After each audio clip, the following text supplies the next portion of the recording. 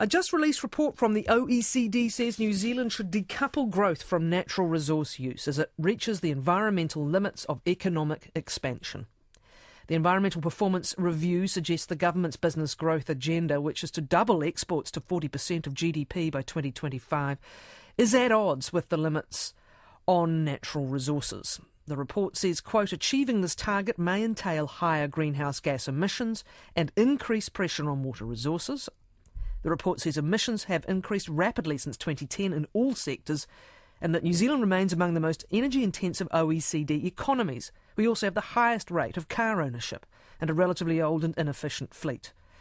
The OECD's Environment Director, former National Party Minister Simon Upton's quoted in the report as saying New Zealand's natural environment is part of its cultural identity and a pillar of its economic growth, but it can't be taken for granted. It's vital to make full use of existing tools to curb environmental pressures.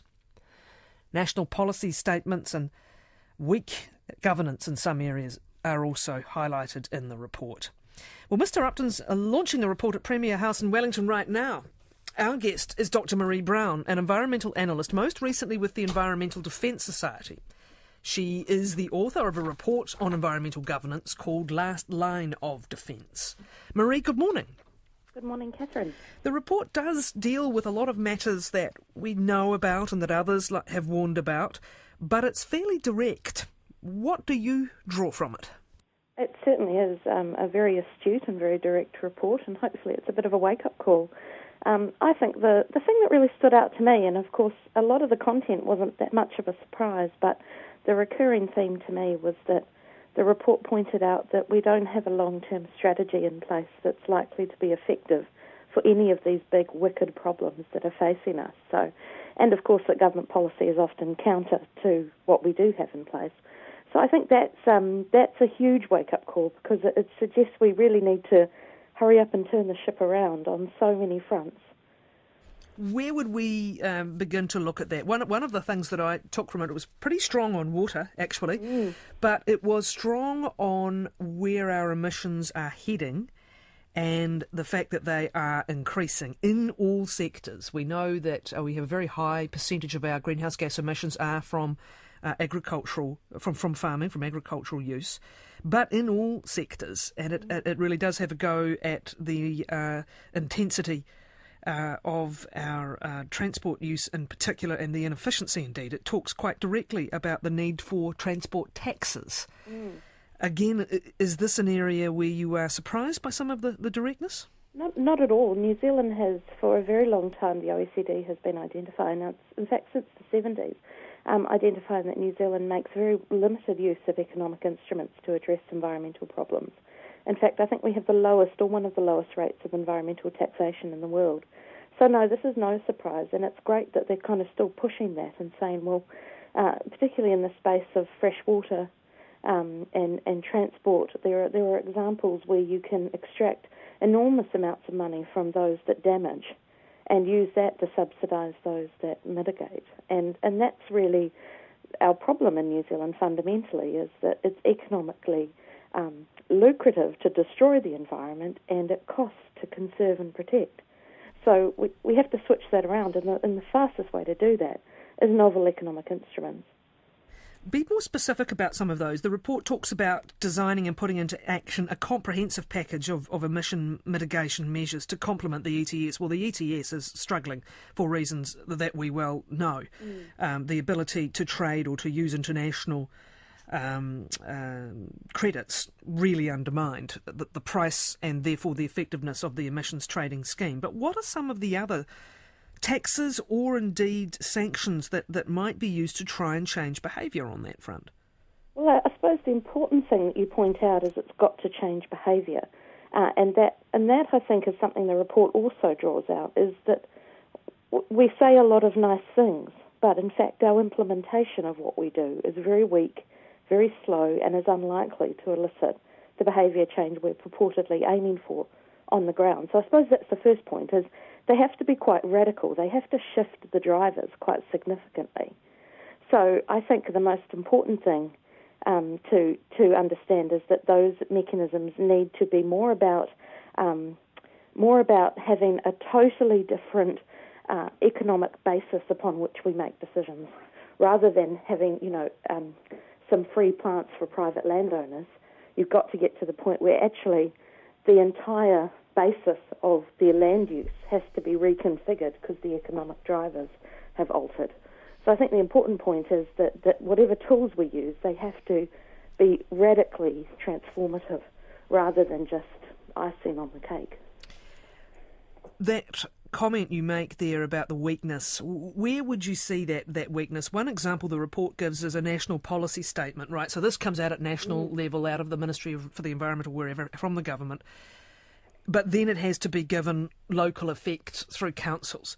And one of the examples that the report gives here is a national policy statement for Indigenous biodiversity proposed in 2011 did not pass into law, largely because of opposition from private landowners. Yes. So is that the case where, the goal is out there, or the guide is out there, or the statement is out there, but the teeth is lacking when it comes to actually, as we said, either encouraging or forcing behaviour change?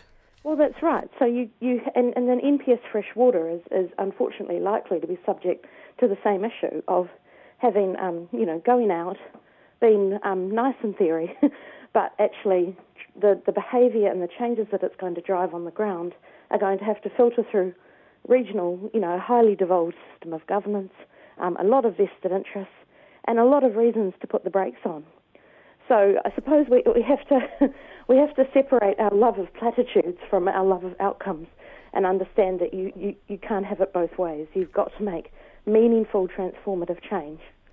The other example that's given here talks about our very, very high transport emissions and transport use, the number of vehicles we have, but also the fact it's an ageing fleet. How many years ago was it that fuel efficiency limits were supposed to be introduced on the likes of imported used vehicles, and was that ever given full effect?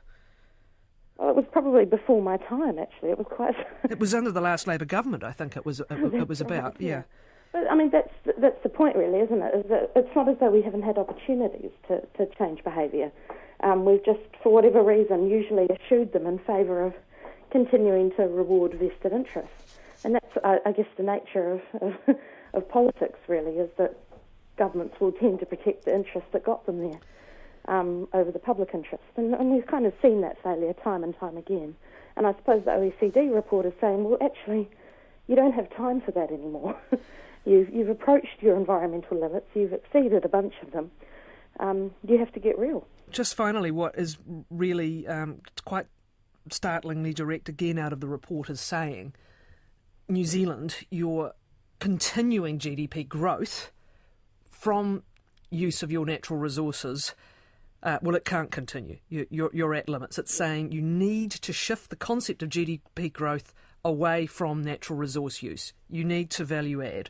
And it looks particularly at water, saying, irrigation, which obviously has been a big part of the farming expansion, and particularly the dairy expansion, uses 75% of the country's water.